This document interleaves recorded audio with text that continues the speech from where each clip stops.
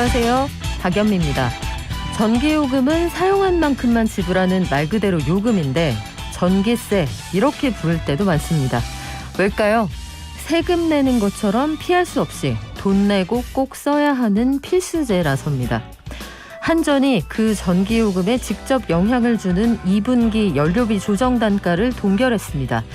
다만 기준 연료비와 기후 환경요금은 올려서 다음 달부터 전기요금 킬로와트 시당 6.9원이 오릅니다. 지난주 발표하려다가 한 주 미뤘죠. 2분기 조정 단가는 작년 12월부터 올해 2월까지 연료비를 반영합니다. 그간의 기름값 폭등세를 생각하면 인상이 불가피한데 아마 고물가에 지방선거까지 고려한 결정이겠죠. 다만 확실한 건 지금이든 나중이든 오른 요금은 언젠가 부담하게 된다는 점입니다. 3월 29일 화요일, 여러분은 지금 삶을 발전시킬 경제발전소를 듣고 계십니다.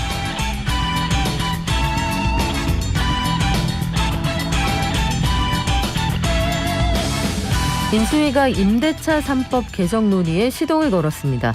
또 국토부가 광주에서 붕괴 사고를 낸 현대산업개발 이 등록을 말소해달라 이렇게 서울시에 요청을 했다고 하네요. 또 4월 1일부터는 카페에서 일회용 컵 사용 다시 금지되는데 이게 업주들에게 수백만 원의 벌금형이 내려지지만 또 인수위 생각은 다른 것 같습니다. 안철수 위원장이 아직은 그럴 때 아니다 이렇게 반대하고 있다고 하네요. 또 국민 음식 치킨 한 마리에 3만 원은 받아야 된다? 여러분 생각은 어떠신가요? 자세하게 알려드릴게요. 마켓컬리가 코스피 상장을 앞두고 있다. 이 소식까지 오늘 한국경제신문 구민기 기자가 전해드립니다. 임대차 3법 관련해서는 저희가 오늘 좀 구체적으로 알아보려고 하는데요. 김열매 연구위원이 자세히 설명해 드릴 거고요. 저희 국내외 증시 전하는 시간 또 마련돼 있고 지식발전소에서는 전동 킥보드 사고가 요즘 3배 가까이 늘었다고 합니다. 사고 났을 때는 어떻게 될까요? 그리고 전동 킥보드는 대체 자전거일까요? 오토바이일까요? 이건 어느 쪽으로 분류가 되는 걸까요? 이완근 변호사와 함께 짚어볼게요. 생활발전소, 재택하시는 분들은 일하다가 통신 끊긴다. 이거 등허리에서 식은땀 나는 그런 소식인데 여기저기에서 통신장애에 대한 불만이 나오고 있다고 하네요. 조윤주 기자와 짚어봅니다. 저희 방송 중에 단문 50원, 장문 100원, 샵 0951로 문자 받고요. TBS 앱 또 유튜브도 열어주겠습니다.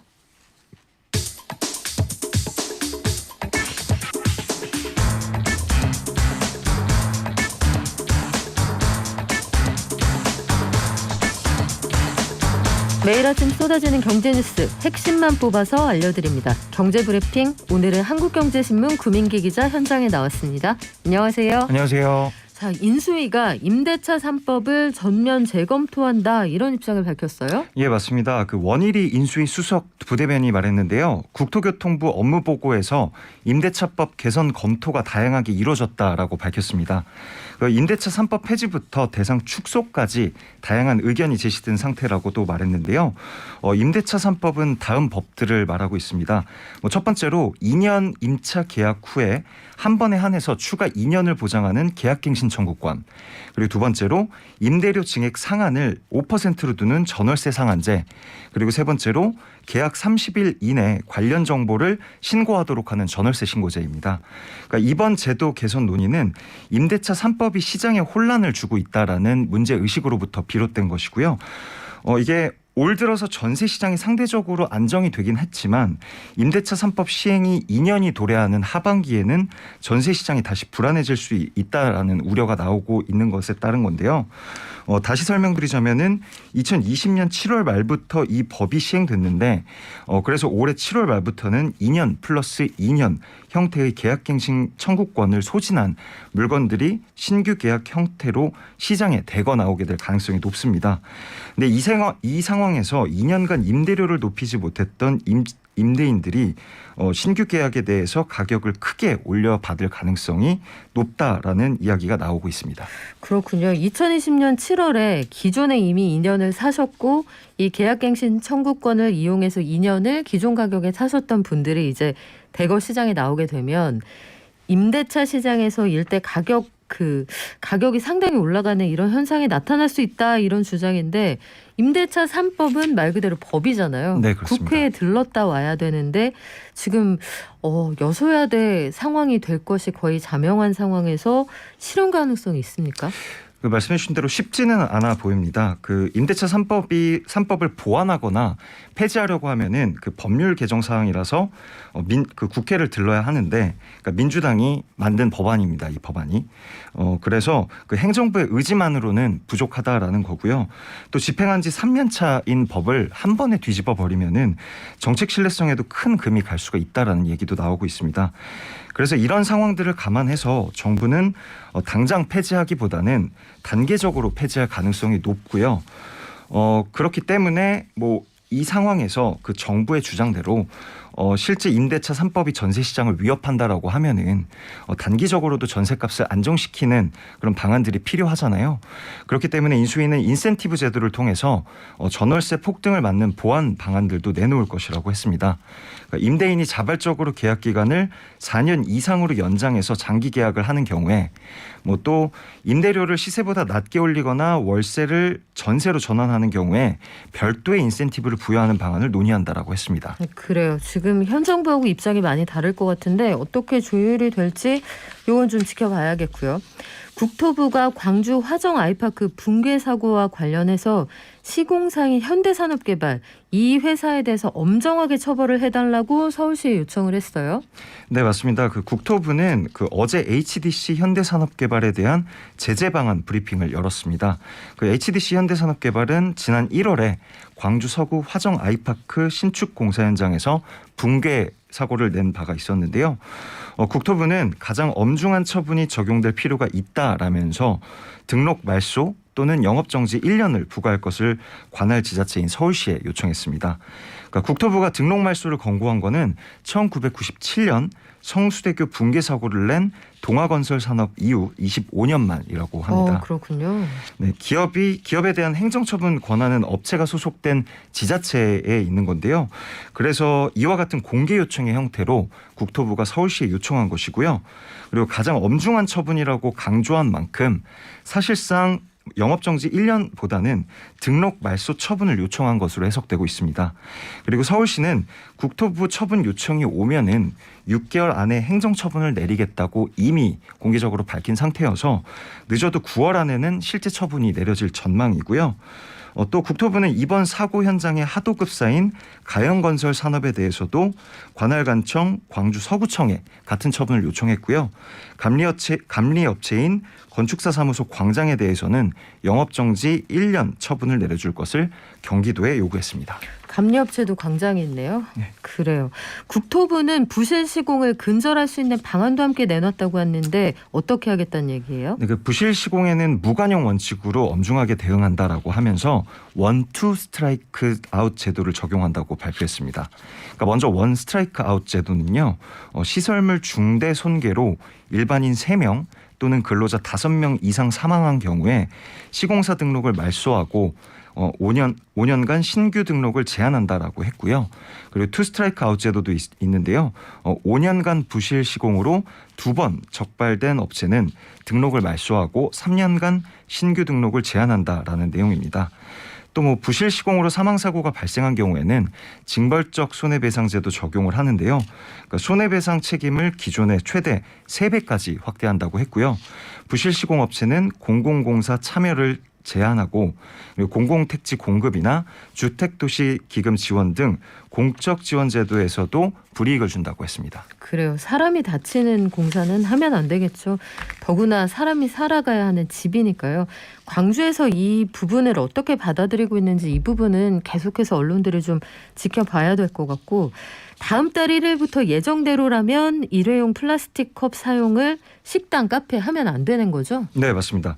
그러니까 다음 달부터 다시 식당하고 카페에서 일회용품을 쓸 수 없게 됐었는데요. 청취자분들도 많이 기억하시겠지만 이게 원래 있었던 법이었어요. 그러니까 실내 일회용품 사용 규제는 그러니까 2018년 그러니까 8월부터 시행이 됐었고요. 그러다가 2020년 상반기에 코로나가 퍼지면서 한시적으로 규제가 유예가 됐습니다. 그리고 다음 달 유예 기간이 종료되는 건데요. 그러니까 일회용품 사용을 하다가 적발된다면 사업주가 매장 면적과 위반 횟수에 따라서 50만 원에서 200만 원 과태료를 물어야 합니다. 사실 원래 해오던 건데 현장에서 업주들 특히 작은 가게 운영하는 사장님들이 불만이 많다고 하더라고요. 왜 그렇습니까? 특히나 요즘 불만이 굉장히 많으셨다고 하는데요. 이게 방역 문제로 손님하고 갈등이 불거질 수 있다라는 우려 때문입니다. 최근에 코로나가 확진자가 폭발적으로 증가하면서 많은 이용자분들이 일회용 플라스틱 컵을 사용하겠다라고 요청하시는 분이 많다고 해요. 그래서 안철수 인수위원장도 한마디를 했어요. 네. 그러니까 코로나 비상대응 특위 전체 회의에서 이렇게 말을 했는데요. 하필이면 왜 지금 이 조치를 시행하는지 모르겠다. 현장 사정과 민생 경제 상황을 모르는 탁상 행정의 결과다라고 쏘아붙였습니다. 그러면서 코로나가 잠잠해질 때까지 일회용컵 규제를 유예하자고 요청했고요.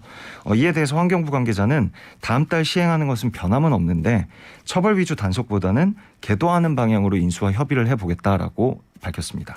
치킨값 논란이 재점화되고 있다. 이 소식도 있는데 치킨 한 마리에 그거 3만 원은 받아야 되는 거 아닙니까? 이 얘기를 한 사람이 있어요. 네, 맞습니다. 24일에 윤홍근 제너시스 BBQ 회장이 치킨 한 마리당 가격이 3만 원이 돼야 한다면서 논쟁에 불씨를 당겼는데요. 이게 닭 원가나 치킨 재료, 인건비, 임차료 같은 것들을 따지면 치킨집 사장님들이 남는 게 하나도 없다라는 내용이었습니다. 그러니까 이에 네티즌들이 서민 주머니 사정 이해 못하는 이야기다라고 하면서 반발을 했고요. 여기에 맛 칼럼니스트 황교익 씨가 프랜차이즈 마케팅 비용 등을 줄이면 더 싼 치킨 만들 수 있고 치킨집 사장님들도 여유롭게 지낼 수 있다라는 발언을 하면서 논란에 가세하기도 했습니다. 치킨값 자세한 해부 내용은 구민기 기자한테 다시 한번 들어보기로 하고요. 오늘의 마지막 소식입니다. 마켓컬리 운영사 컬리가 코스피 상장을 지금 앞두고 있는 모양인데 일정이 시작이 됐군요. 네, 맞습니다. 컬리는 어제 유가증권 시장 상장을 위한 예비 심사를 한국거래소에 청구했는데요. 유니콘 기업 특례 요건을 통해서 상장에 나서게 됐다고 합니다. 시가총액 1조 원 이상인 기업이 성장성을 인정받으면 적자가 나도 상장을 허용해주는 제도고요. 컬리는 지난해까지 누적 영업 적자가 5천억 원에 달해서 원래 기준대로라면 상장이 불가능한 업체이긴 합니다. 그러니까 예비 심사는 최소 45영업일이 걸리고요. 업계는 컬리가 작년 말부터 상장을 준비했기 때문에 이르면 6월에서 7월 거래소 승인이 날 것이라고 보고 있고요. 그리고 업계에서 예상하는 공모가는 9만 원에서 13만 원으로 시가총액은 4조 원대 후반에서 6조 원대로 예상하고 있습니다. 그러니까 만약 상장에 성공하게 되면은 네. 창업자인 김슬아 대표의 지분 가치가 3천억 원대가 될 것이라고 추정되고 있습니다. 야, 3천억 원이요. 그래요. 상황 좀 지켜볼게요. 네. 지금까지 한국경제신문 구민기 기자였습니다. 고맙습니다. 감사합니다.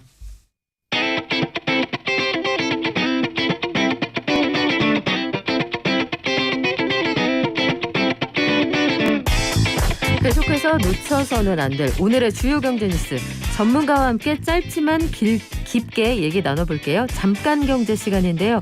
앞서 구민기 기자와 잠깐 얘기를 했습니다만 인수위가 임대차 3법을 근본적으로 손보겠다 이렇게 밝혔습니다. 시장에는 어떤 영향을 미치게 될까요? NH투자증권의 김열매 연구위원에게 자세히 들어보겠습니다. 안녕하세요. 네, 안녕하세요. 네, 어제 인수위가 임대차 3법을 손보겠다 이렇게 얘기를 했는데 내용부터 간단히 정리를 해볼까요?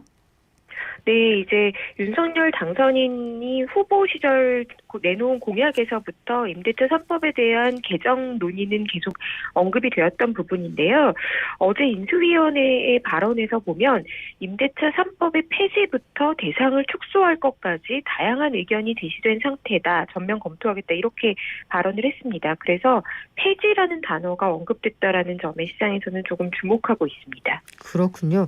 2년 전 여름부터 시행이 된 임대차 3법.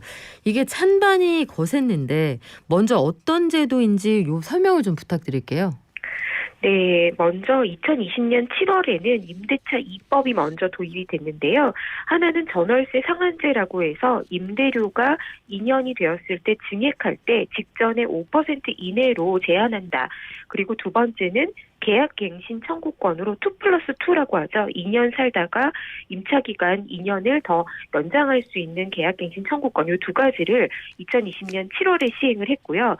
1년이 지난 지난해 6월에는 임대차 신고제가 시행이 됐습니다. 그래서 이렇게 세 개를 묶어서 임대차 3법이라고 얘기합니다. 그렇군요. 근데 이제 제도 시행 네, 이후에 그 네. 부동산 시장에서 상황이 어때요? 그래서? 요게 이제 시행이 되고 나서 계약갱신 청구권을 쓴 경우와 또 집주인이 실거주하는 경우에는 이 계약갱신 청구를 쓸 수 없게 되었기 때문에 2년을 연장하신 분들은 수혜를 좀 봤다 이렇게 볼 수가 있고요. 그렇지 못한 신규 계약의 경우에는 임대 물량 자체가 줄어들면서 오히려 임대 가격이 폭등한 결과를 낳았습니다. 그래서 전세 월세화도 같이 진행이 됐기 때문에 임대차를 원래 임차인을 보호하려고 만든 법이지만 실제로는 시장의 혼선을 좀 초래했다 이렇게 보고 있습니다. 선의의 역설이 있었다는 말씀인데 임대차 3법에 장점이 있고 단점이 있을 거 아니에요. 일단 장점은 없습니까? 일단은 3법 자체에서 세 가지 중에 가장 중요한 것은 사실 임대차 신고제였다고 보거든요. 민간 임대 시장에 대해서 통계 정보 자체가 좀 부족했고 과세를 하려고 해도 이 소득이 있으면 과세를 해야 되는데 요거에 대한 데이터베이스 구축이 없었다는 겁니다. 따라서 이 부분은 먼저 도입을 했어야 되는 제도였다라고 보여지는데요. 일단 수혜를 본 순기능 같은 경우에는 기존 임차인이 2년을 더 살 수 있었기 때문에 이 부분에 대해서는 수혜가 순기능이라고 하는 부분이 일부에게만 갔다라는 게 좀 순기능이자 오히려 이제 역으로 부작용을 낳은 이런 이제 상태로 볼 수가 있습니다. 일부에게만 갔다. 그러니까 기존에 살고 계셨던 분들은 저렴한 가격에 연장을 할 수가 있었는데 신규로 시장에 진입할 때는 비용이 상당히 커졌다 이런 말씀인가요? 맞습니다. 이제 일부에게 수혜가 간 반면에 오히려 신규 진입자에게는 가격이 더 올라가게 되었기 때문에 순기능이라고 딱 말하기는 좀 어렵다 이렇게 볼 수가 있을 것 같아요. 그러면 전문가가 보시기에 부작용은 어떤 게 있을까요? 일단은 지금 2중, 3중 가격이 이제 생겼다라는 부분이고요.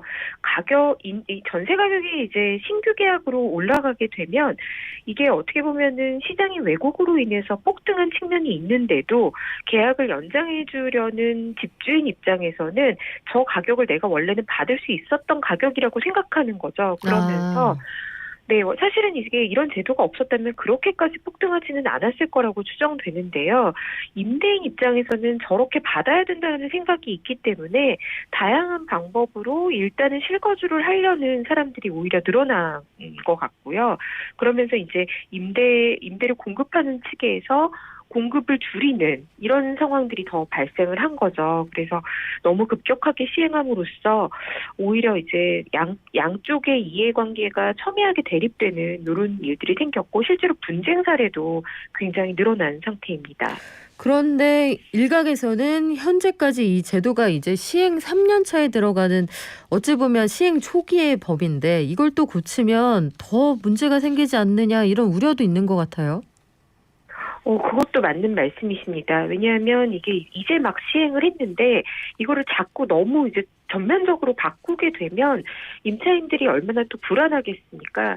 그래서 만약에 개편을 한다고 하더라도 현재 거주하고 있는 임차인에 대해서는 기존의 방식대로 2+2나 전월세 상한제를 유지할 가능성이 더 높아 보이고요. 법이라는 게 이제 이렇게 급격하게 바뀌게 되면 당연히 양측에 대해서 혼선을 빚기 때문에 완전히 폐지하는 것은 오히려 리스크가 있다 이렇게 보시는 시각도 꽤 있습니다. 그러면 지금 그 국회 지형이 민주당이 동의하지 않으면 법 개정이 안 될 만한 상황인데 혼란을 막기 위한 보완책들을 인수위가 좀 가지고 있어야 되지 않습니까? 네, 맞습니다. 일단 대표적으로 거론되는 것이 임대인들에게 인센티브를 주는 게 낫다. 그러니까 임차인의 보호에 취지가 있었던 기존의 방안은 일단 유지를 하되 임대인들에게 안정적으로 공급할 수 있는 인센티브를 주자라는 게 나오고 있습니다. 이제 예를 들자면 착한 임대인 제도라고 얘기를 해서 계약 기간을 연장을 해주거나 연장 기간이 2+2 이상으로 끝났거나 이런 경우에도 임대료를 시세보다 낮게 올리는 경우에는 이런 경우에는 이제 세제에 대해서 혜택을 주자 아니면은 실거주 요건을 만족해야 양도소득세 비과세 특례 적용을 받는데요. 이런 것에 대해서도 조금 더 양도소득세를 감면해주는 식으로 임대인이 좀 더 안정적으로 오랫동안 이제 임대를 줄 수 있는 방안으로 인센티브를 주자라는 내용이 대표적으로 거론이 되고 있습니다. 또 전세 기간을 3년으로 늘리자라는 안들도 나오고 있는데요. 기간에 대한 직접적인 조정은 과거의 사례를 봤을 때에는 오히려 부작용을 낳을 수 있다라고 해서 이 부분보다는 임대인 인센티브 제도가 꽤 나오고 있는 중입니다. 인수위에서 등록 임대사업자 제도를 부활하자. 이게 문재인 정부가 도입을 했다가 중간에 폐지했던 제도잖아요. 요거를 현재 정부나 아니면 인수위나 다 부활하자 이런 입장에는 변함이 없는 것 같네요. 현재 정부는 사실은 이 부분에 대해서 지금까지의 그러니까 대선 전까지만 해도 임대사업자 제도 부활에 대해서는 좀 난색을 표명했던 걸로 알고 있고요. 그렇군요. 네, 지금 이제 인수위 쪽에서는 등록임대사업자 제도 부활까지 검토하는 것이 앞서 말씀드린 착한 임대인에 대한 인센티브가 결국에는 궁극적으로 과거에 주었던 등록임대사업자 제도의 부활과 좀 같은 선상에 있다라고 보여진다는 거죠. 그래서 이제 이거를 전체 주택으로 적용하는 것보다는 이번에 인수위는 전용 면적 60제곱미터 이하 소형 아파트에 대해서 등록 임대사업자 제도를 부활하자. 이제 과거의 제도가 고가 아파트까지도 임대사업자 제도로 등록해서 종부세를 피하기 위한 조세 회피 수단으로 쓰였다는 것에 대한 부작용은 좀 막자라는 내용이 언급이 되고 있고요. 그런데 이제 이렇게 하게 되면 또 소형 주택을 다시 또 민간 임대사업자들이 사들이는 건 아니냐라는 우려가 있기 때문에 이 검토 과정에서 어떻게 적용할지에 대한 세부 디테일은 꽤 첨예하게 갈등이 있지 않을까 이렇게 좀 생각이 됩니다. 그래서 결국에는 다주택자에 대해서 민간 사업자로 보느냐, 민간 임대를 제공해주는 공급자로 보느냐, 또는 다주택자는 무조건 배제해야 되는 1주택자 정책을 우선하느냐, 요거에 대한 사실 큰 논의가 필요한 부분이라서 부분 접근하기보다는 전체 제도에 대해서 다주택자를 어떻게 끌고 갈 것이냐에 대한 논의가 지금부터 본격화될 것으로 예상이 됩니다. 그렇군요. 앞으로 어떻게 될지 좀 지켜봐야겠는데 마지막으로요. 지금 부동산 시장에서 말씀하신 것처럼 다주택자, 특히 이분들이 전세 월세를 내므로써 시장에 공급이 되는 측면이 있다. 이런 주장하고 다주택자가 결국은 집값을 올리는 거다. 이런 주장이 부딪히는데 전문가 입장에서는 지금 부동산 시장에 어떤 정책이 제일 필요합니까? 지금은 이제 원론적인 얘기라고 생각하실 수 있지만 지금 중요한 것은 현 정부의 정책들이 계속해서 여러 번 반복적으로 나옴으로써 조세 체계가 조금 굉장히 복잡하게 바뀌었습니다. 그래서 실거주자들이 1가구 1주택인 사람들이 이사하기도 사실은 어려워진 상태고요. 1가구 1주택인데 임대를 주고 있는 사람들 입장에서도 양도세 부담이 꽤 생겨버린 상황에서는 쉽게 이사를 가기가 좀 어렵습니다. 취득세도 상당한 부담이 있고요. 그래서 전체적으로 합리적인 조세 체계 개편이 필요하고 일부분 부분 수정하는 것은 오히려 조금 횟수를 과거처럼 자주 정책을 발표하는 게 오히려 부작용을 낳는다고 보기 때문에 신중하게 전체적인 개편이 좀 필요하지 않나라는 생각이 들고요. 그리고 또 하나는 실거주 요건에 대한 완화가 일부 필요하다고 봅니다. 왜냐하면 한국은 지금 임대시장의 공급자가 다주택자만 있는 것이 아니라 1가구 1주택자도 거주를 불일치하고 있는 사람들이 있는데요. 팔고 내가 거주할 집을 살려고 해도 실거주 요건으로서 양도세를 면제를 받으려면 거주를 해야만 팔 수가 있습니다. 네. 이것이 오히려 시장의 순환을 좀 저해하는 요인이 아닌가라고 판단하고 있어서 이런 전반적인 검토가 필요하다고 보여집니다. 네, 지금까지 NH투자증권의 김열매 연구위원이었습니다. 고맙습니다. 감사합니다. 자, 코로나19 유행이 그래도 정점 찍고 좀 감소세로 접어드는 것 같아 조심스러운 전망이 나오죠. 그래도 계속해서 방역수칙 지켜주시고요. 마스크 착용, 사회적 거리두기 유지해 주시기 바랍니다. 개미 한 마리, 개미 두 마리, 개미 세 마리가 사과를 들고 하나, 둘, 셋. 국내외 증시 전망해 볼게요. 키움증권의 한지영 연구원 연결돼 있습니다. 안녕하세요. 네, 안녕하세요. 간밤 뉴욕 증시는 또 올랐네요. 이건 왜 그렇습니까? 네, 막대성 재료들은 계속 있었는데 미국 증시 투자자들은 그거를 이제 상당 부분 반영해 나가고 있는 것 같아 보입니다. 그래서 이제 30년물과 5년물 이 미국의 장단기 금리 차가 드디어 역전이 되면서 이제 침체에 대한 불안감들을 유발을 했고 바이든 정부에서도 증세 이슈가 다시 한번 부각이 됐었지만 테슬라가 어제 장중에 8% 넘게 급등을 한 효과, 또 우크라이나 5차 협상을 둘러싼 이제 휴전 기대감들이 재차 확대되면서 이게 미국 증시의 강세 요인으로 작용을 했습니다. 그리고 테슬라 같은 경우가 어제 가장 이제 핫했던 주목을 받았던 미국 증시 종목인데 테슬라 같은 경우는 지금 미 증권거래위원회에 제출한 공시 서류에서 확인된 바가 이제 연내 올해 하반기 예정인 연례 주주총회에서 주식 분할을 요청할 계획이라고 밝혔습니다.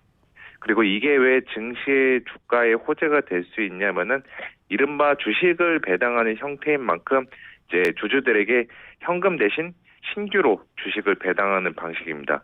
그래서 이러한 정책 같은 경우는 주주들의 가치를 제고한다라는 차원에서 이제 긍정적으로 볼 수가 있고 지금 말씀드린 게 어제 미국 증시에서 테슬라가 8% 넘게 폭등한 요인으로 보시면 됩니다. 8% 부럽습니다. 그런데 바이든 대통령이 내년도 예산안을 발표를 하면서 증시에 좀 부담이 되는 말을 했다고 하는데 어떤 내용인가요? 네, 일단 전체적으로 보면은 이번에 예산안이 5.8조 달러로 지난해 6.1조 달러에 비해서는 전체적으로 좀 줄어들었습니다. 그리고 특징적인 부분은 아무래도 이제 우크라이나 사태로 인한 지정학적 긴장 고조 이런 것들을 반영을 해서 국방 쪽의 예산은 큰 폭 눌린 것으로 이제 확인이 되고 있고요. 방금 말씀하신 대로 증시에 부담될 만한 이슈는 아무래도 최상위 소득자랑 그리고 자산가들을 대상으로 미실현 자본이익, 미실현 주가 차익을 포함한 모든 소득에 20%대의 세금을 부과를 추진하려고 하고 있습니다. 또 개인 소득세율도 지금 39.6%로 현행보다 더 인상하기로 한 것으로 확인이 되고 있는데 간단히 말해서 이제 부자들한테 돈을 좀 더 걷어서 재정 적자를 줄이고 또 더 나아가 경기를 좀 더 부양하겠다라는 식으로 이번 예산안을 성격으로 보시면 될 것 같아요.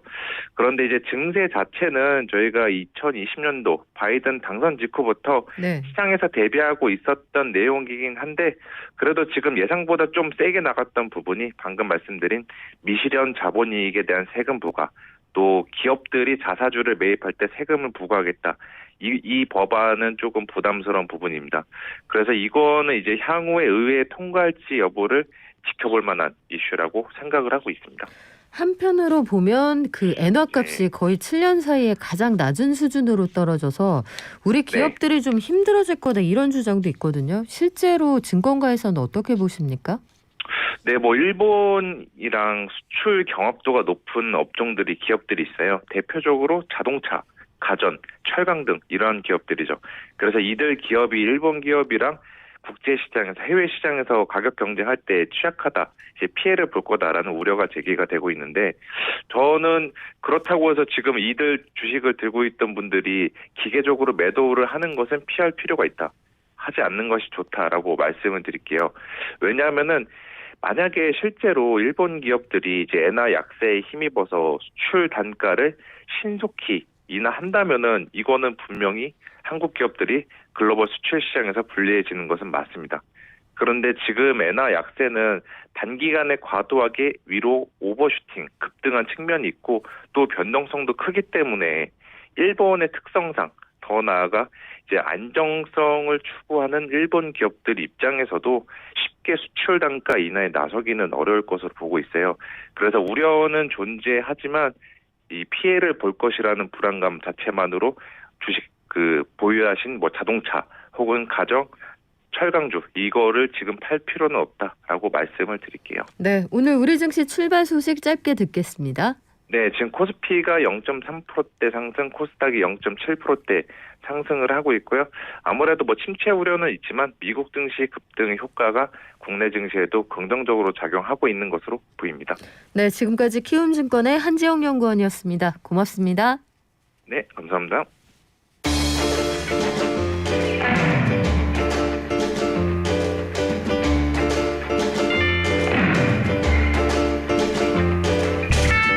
네, 우리가 흔히 라스트마일용이라고 하는 전동 킥보드 많이들 이용을 하시죠. 요즘에는 도로에서도 원래 도로로는 다니면 안 되거든요. 그렇죠. 네. 도로로 다니면 안 되는데 도로에서도 많이 그 눈에 띄는 게 전동 킥보드입니다. 누워 있는 킥보드들은 잡아간다 이런 얘기도 있고 트럭이 수거해가는 것도 보기는 했는데요. 없던 이동 수단이 생겼을 때 우리에게 참 많은 변화가 있습니다.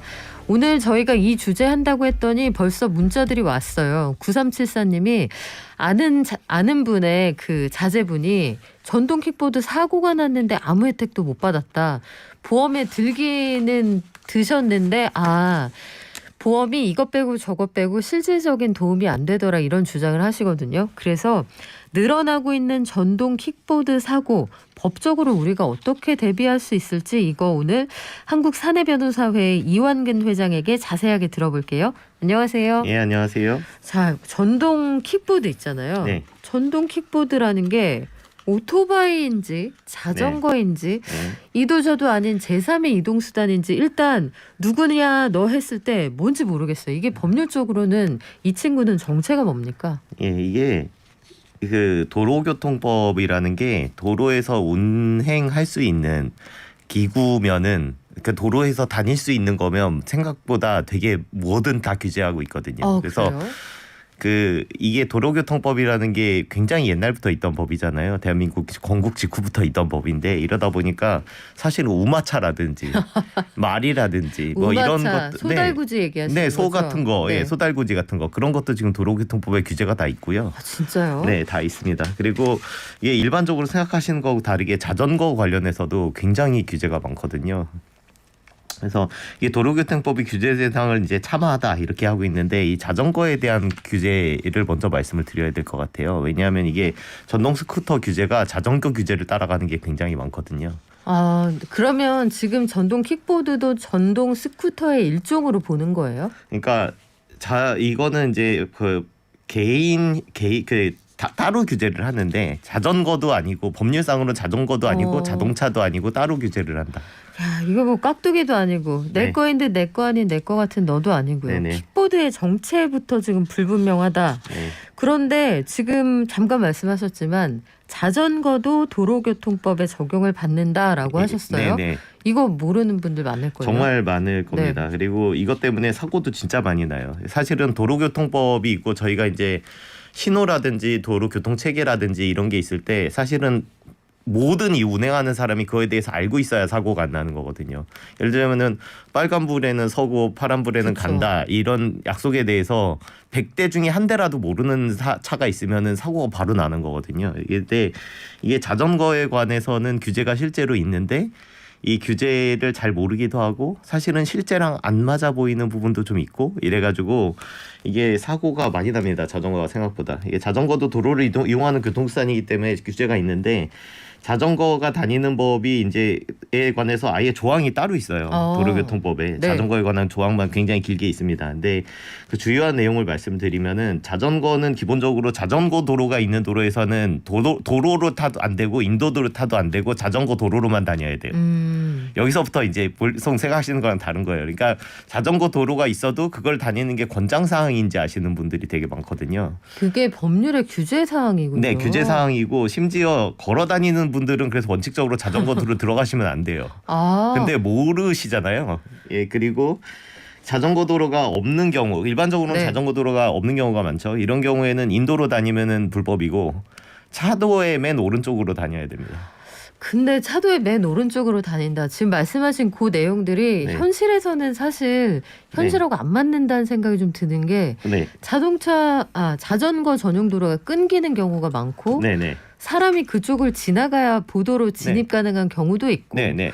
또 가장 우측으로 달린다. 이거 사실은 자전거가 달릴 때 뒤에서 운전하면은 자동차가 네. 긴장하게 되는 경우가 많잖아요. 네네네. 이게 현실하고 좀 다른 게 많군요. 네네, 실제로 그렇습니다. 그리고 횡단보도를 그러니까 이건데 교차로를 지나가야 된다 네. 이러면은 보통은 이제 횡단보도 통해서 이제 자전거 타고 많이들 건너가시잖아요.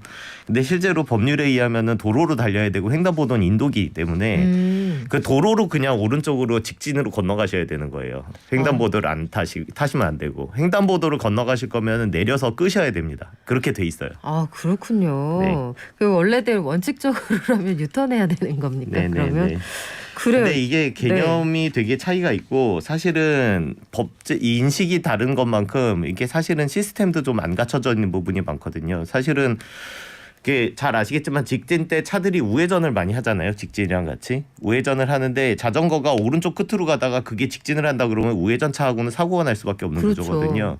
그래가지고 이렇게 제가 예전에 독일에서 거주한 적이 있는데 독일이라든지 뭐 네덜란드라든지 뭐 벨기에라든지 이렇게 자전거를 많이 타는 도시들 뭐 암스테르담이나 미넨이나 뭐 이런 데 가면은 우회전 신호가 있습니다. 그러니까 직진일 때 그냥 우회전하면 되는 게 아니고 우회전 신호가 켜져 있을 때만 우회전이 돼요.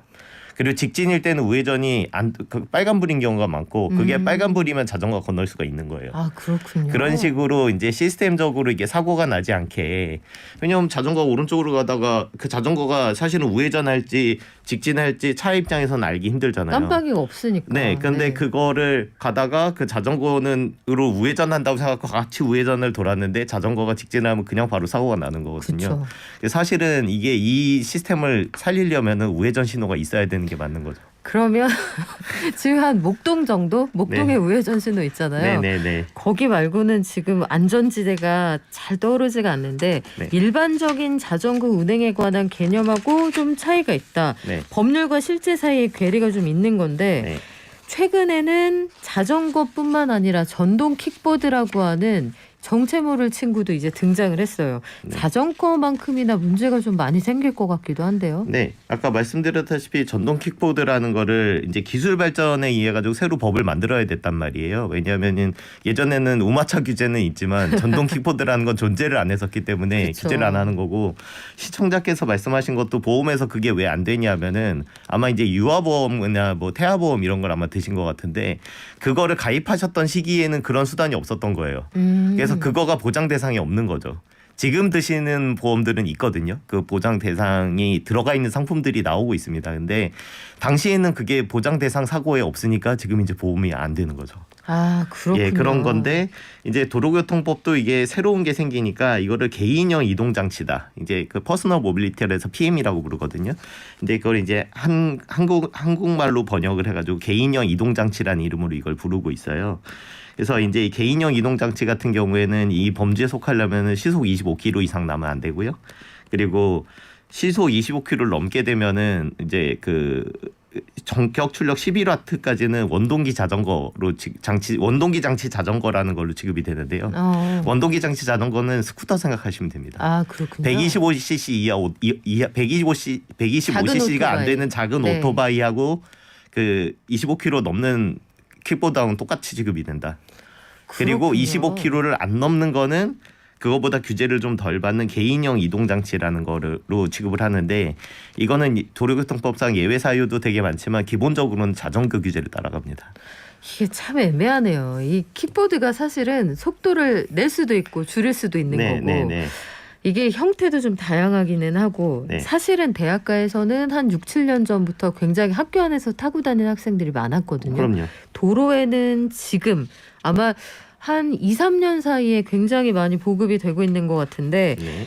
킥보드가 갑자기 튀어나온다고 해서 킥란이다. 킥보드 플러스 고라니 요 합성어도 나오는데 저희 청취자께서 기가 막힌 문자를 하나 보내주시네요. 7937님 정의해보겠습니다. 킥보드는 야생동물입니다.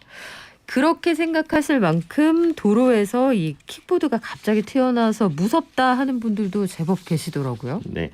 이 아까 전에 말씀드렸다시피 사실은 가장 문제가 되는 거는 이제 인도를 타기 때문에 생기는 건데요. 그 갑자기 튀어나와서 보행자 입장에서 위협을 느끼는 그쵸. 거거든요. 이게 시속 25km가 굉장히 빠른 속도입니다. 일반적으로 자전거를 굉장히 빨리 타는 속도하고 똑같은 거거든요. 저희 한강변에 가시면은 왜 자전거 전력 빨리 타시는 질주하시죠. 분들 있으잖아요. 네. 그분들 속도가 25km에 30km 정도 사이인데 그 속도로 이제 사람이 인력을 들이지 않고 그 속도로 갈 수 있는 거기 때문에 사실 인도에서 주행하기엔 굉장히 빠른 수단이고 아까 전에 자전거 규제를 따라간다 이렇게 말씀을 드렸잖아요. 그러니까 이게 자전거하고 똑같이 원래는 도로의 오른쪽 끝으로 타야 되는 거고 횡단보도에서 내려서 끌어야 되는 거고 헬멧도 착용을 해야 되는 거고 이런 규제가 다 있습니다. 그리고 세 개 다 안 하시는 분들이 더 많은 그리고 것 같아요. 네. 그런 근데 이게 일반적인 또 인식하고 굉장히 다르잖아요. 네. 그죠?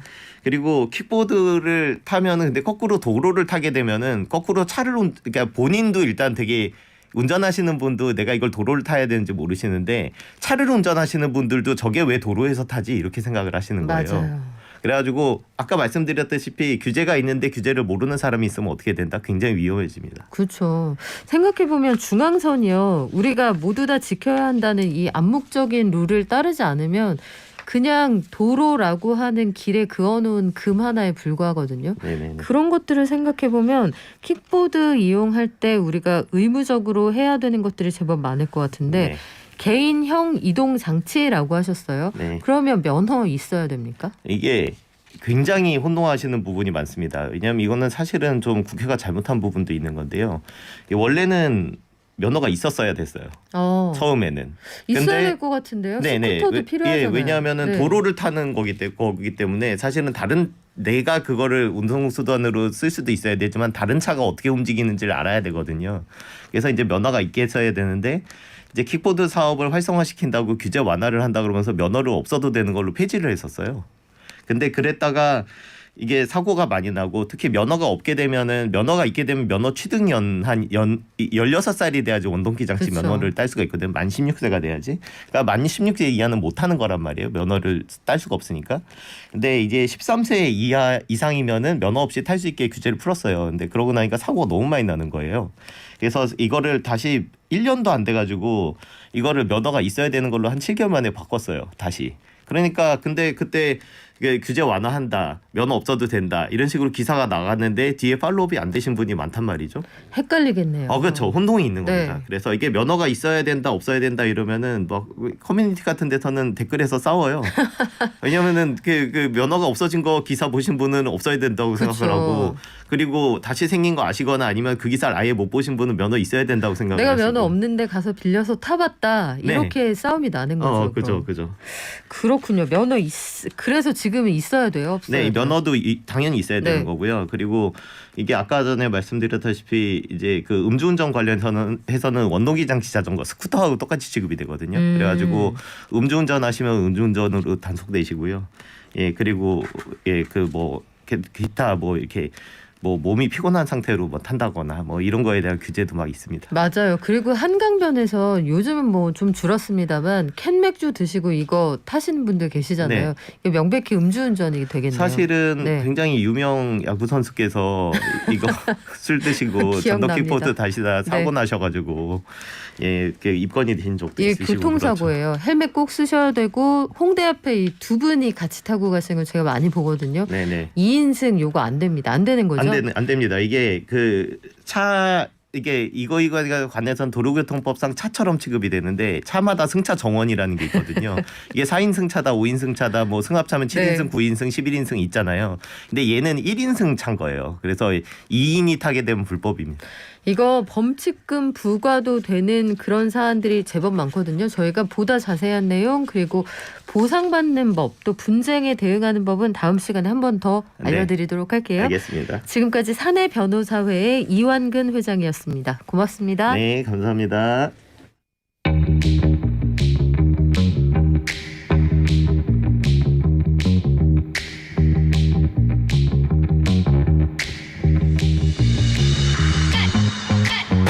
네, 현장에 소비자가 만드는 신문 조윤주 기자 나와 있습니다. 안녕하세요. 네, 안녕하세요. 기자님 오시기 전에 저희가 응접실 음악을 잠깐 깔아드렸거든요. 네. 한동안 좀 못 뺐다가 네. 그 새로운 음악 어때요? 너무 좋습니다. 약간 경양식 좀 썰어야 될 것 같은 네. 그런 음악. 그래요. 마음에 드신다니 다행인데 코로나19 이후에 우리 삶에 많은 변화가 일어났잖아요. 사람들을 저 사람 왜 한동안 안 보이지 하면 나 확진됐었어. 이게 이제 일상이 될 정도인데 네. 그래서 재택근무라는 단어가 특별한 사람들만의 전유물이 아닌 시대가 됐습니다. 문제는 집에서 줌으로 화상회의하다 갑자기 끊겼어요. 이런 네. 경우가 제법 많다는 거예요. 네네. 통화하다가 아니면 인터넷이 연결이 안 돼서 나 업무 망쳤는데 누가 책임질 겁니다. 책임질 겁니다. 책임질 겁니까? 이렇게 묻는 분들 계시다고 해서 오늘은 통신 서비스 문제 한번 짚어보겠습니다. 실제로 재택근무가 얼마나 늘어났느냐 이걸 통계로 볼 수가 있습니까? 네, 지난해 8월에 통계청이 발표한 경제활동 인구 조사에 따르면 우리나라 재택과 원격 근무자 근로자 수가 무려 114만 명인 것으로 나타났습니다. 코로나19 이전인 2019년과 비교했을 때 불과 2년 만에 12배 이상 늘어난 수치라고 합니다. 재택근무로 집에서 일하다 보면 통신 서비스 이용량이 늘어날 텐데 관련해서 서비스 품질 불만이 좀 많은 모양이에요. 네, 맞습니다. 이게 도서 상관이나 외지에서만 발생하는 문제가 아니라요. 도시나 신축 아파트에서도 이런 통신 불량 문제가 발생하고 있습니다. 특히 이 신축 아파트의 경우에는 기지국 설치가 안 됐거나 기지국이 좀 부족한 경우가 많아서 생기는 문제들인데요. 이게 통화 중에 끊기거나 아예 송수신 자체가 안 되는 경우들이 있습니다. 특히나 코로나 때문에 재택근무처럼 이제 집에 머무는 시간이 많아졌는데 이 전화가 제대로 되지 않으면서 불편을 겪거나요. 평소에는 참고 지낸다고 하더라도 위급 상황일 때 전화가 터지지 않을 수 있다는 불안감까지 가중되고 있는 상황입니다. 사실은 우리가 잘 생각해 보면요. 모든 제품과 서비스 중에서 통신에 대해서는 상대적으로 관대한 편이거든요. 네. 만약에 생각을 해보세요, 여러분. 냉장고나 TV가 멀쩡하게 되다가 이 신상품을 내가 샀는데 갑자기 안 된다.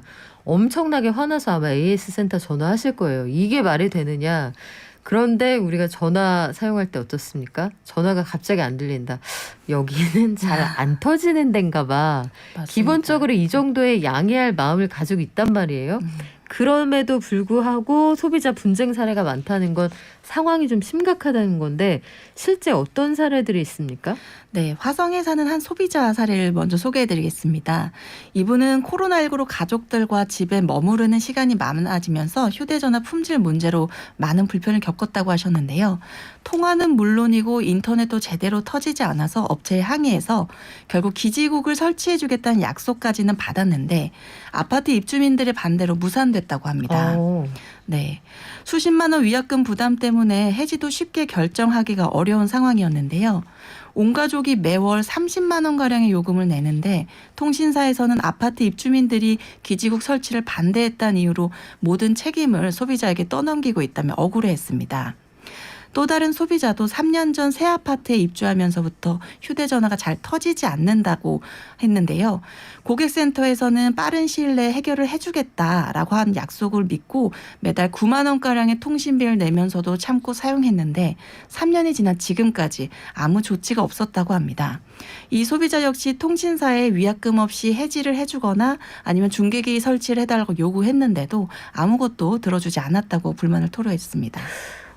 위약금 없이 해지해 주는 건 왜 안 될까요? 이게 기지국 설치까지 안 되더라도 중계기 설치 요구 이걸 당장 못 해준다고 해도 해지는 가능해야 될 것 같은데 사실 이런 통신 분쟁은 방송통신위원회를 통해서 그쪽으로 아마 의견을 개진을 하시면 조금 더 해결이 빠른 것으로 알고 있거든요. 실제로 서비스를 제대로 이용할 수 없다. 그런데 위약금이 있어서 나는 해지도 제대로 못한다. 이런 분들이 많은 모양이에요. 네, 통신사 약관을 보면요. 고객의 직장이나 주민등록지, 요금 청구지 같은 주 생활지에서 통화 품질이 불량 판정을 받으면 위면 해지가 가능은 합니다. 휴대전화 가입 후 14일 이내엔 계약 철회가 가능하고요. 가입 15일 이후부터 6개월 이내라면 계약을 해지하고 최근 1개월 요금의 50%를 감면받을 수 있습니다. 소비자 분쟁 해결 기준에서도 6개월 이내에 해지 신청 직전 1개월 기본료의 50%를 감면받을 수 있다고 명시는 돼 있는데요. 문제는 그 이후에 대해서는 명확한 기준이 없다는 점입니다. 통신사 약관이나 소비자 분쟁 해결 기준에 따라서 소비자들은 통화 품질에 대해 서비스 가입 후 6개월까지만 보장을 받을 수 있다고 볼 수 있는 겁니다. 이후부터는 품질에 불량이 생겨도 서비스 업체의 책임은 사실상 전무하다고도 볼 수 있는 셈인 거죠. 이게 소비자들은 물론 민법에 따라서 업체 측에 손해배상을 청구할 수는 있는데요. 워낙 소액인데다가 기업을 대상으로 소송을 진행하는 게 또 부담이 크다 보니까 시도하기도 쉽지가 않은 상태입니다. 그래요. 네, 이게 또 통신 서비스 불량 상태가 만약에 연속으로 3시간 이상 또 한 달 동안 총 6시간을 초과하는 경우에는 월정액 같은 요금을 기준으로 손해보상을 해주기도 하는데요. 이게 천재지변 같은 불가역적인 상환경이나 고객의 고의나 과실로 통신장애가 발생할 경우에는 통신사의 손해배상 책임이 감면됩니다. 문제는 전파가 수신되지 않는 이른바 음영지역도 이 보상에서 제외된다고 합니다. 아니 전파가 수신되지 않는 지역도 보상 대상에서 제외된다고요? 그러면 똑같은 통신요금 내고 이 지역에 있는 소비자들은 계속해서 좀 저품질의 서비스를 썼다는 건데 그럼 평소엔 깎아줍니까? 이거 갑자기 좀 억울하다는 생각이 드는데 통신사들도 아마 반론이 있을 거예요. 네. 앞서 사례처럼 기주국 저희가 놔드린다고 하는데도 주민들이 반대하는 경우가 있습니다라고 하는데 이건 무슨 얘기인가요? 네. 국내 이동통신사들은 통화 품질이나 데이터 전송 속도가 떨어지는 음영지역 해소를 위해서 주로 건물 옥상에 이동통신 중계기를 설치합니다. 그중에서도 옥상은 전파를 바로 내리 꽂을 수가 있어서 통신기지국으로 가장 효과가 좋다고 하는데요. 이게 전파 유해성이라는 문제 때문에 주변 입주민들의 반대에 부딪혀서 무산되는 경우가 많습니다. 전자파에 대한 걱정이군요. 그렇죠. 그래서 실제 통신사들도 같은 이야기를 하고 있는데요. 기지국 설치에 가장 적합한 곳이 옥상인데 아까와 마찬가지로 입주민이 반대하는 경우에는 설치를 할 수가 없어서 통신 품질이 저하될 수밖에 없다는 겁니다. 물론 업계의 이야기이긴 하지만 통신 전파가 안 터진다고 하는 곳들 대부분 입주민의 반대로 옥상에 기지국을 설치할 수 없는 곳이라고 합니다. 이렇게 중계기 미설치로 인해서 음영지역 발생을 통제할 수 없는 요소라는 이유로 할인 반환금이 면제되거나 위약금 없는 해지가 거부되다 보니까 사실 소비자들은 억울할 수밖에 없는 상황이고요. 물론 통신사들도 이런 상황에서도 약관에 명시된 것처럼 6개월 이후에도 서비스 품질 불량 문제가 있다면 원만하게 해결하기 위해서 최대한 노력하고 있다는 입장인데요. 일단 품질 불량 민원이 발생하면 해지나 보상보다 빨리 서비스를 개선하기 위해 우선 노력을 하고 이후에도 통신이 불량하다라고 하면 고객이 해지를 요구할 경우 최대한 원만하게 해결한다는 입장입니다. 최대한 원만하게 해결하려면 전화나 인터넷이 안 끊기고 빵빵 터지면 되거든요. 이게 쉽지가 않다는 건데 그러면 재택근무라는 게 아마 코로나19 이후에도 일상화 될 것 같아요. 앞으로 네. 많이 사용을 하시게 될 텐데 마지막으로 소비자 혹은 기업에 당부하실 점이 있다면 뭐가 있을까요? 네, 우선 통화가 끊기는 것처럼 품질 불량이 발생한다면요. 무조건 이동통신 서비스 문제라고 단정할 수는 없고요. 단말기 문제인지도 함께 파악을 해보셔야 합니다. 주 생활지에서 통화 품질이 불량일 경우 통화 품질 점검 요청을 하면 품질 점검을 받아보실 수 있고요. 이때 불량이라고 판단이 되면 위면 해지나 중계기 설치 등을 방안을 협의해 볼 수 있습니다. 만약 통화 품질 테스트 결과 아무런 이상이 없다면 휴대전화 제조사를 통해서 기기 이상은 없는지 파악해 보시는 것이 좋겠습니다. 그래요. 지금까지 조윤주 소비자가 만드는 신문 기자였습니다. 고맙습니다. 맞습니다. 오늘 킥보드 관련해서 의견들이 많으시네요. 어두운 저녁에 이거 걸려서 넘어지면 누가 책임집니까? 이것까지 포함해서 다음 시간에 다시 한번 자세히 알려드릴게요. 오늘 하루도 건강하게 보내시고요. 저희 내일 9시에 돌아오겠습니다. 발전!